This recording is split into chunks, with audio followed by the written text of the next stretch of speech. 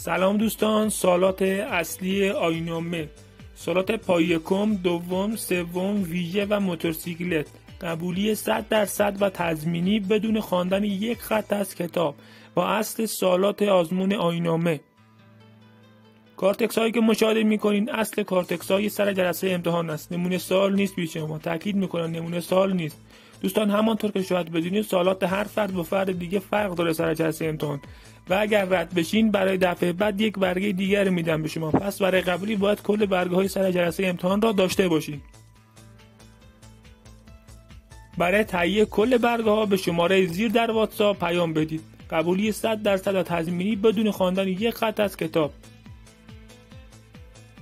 سوالات تمامی شهرها و استانها موجوده. برای تهیه سوالات به شماره زیر در واتساپ پیام بدید.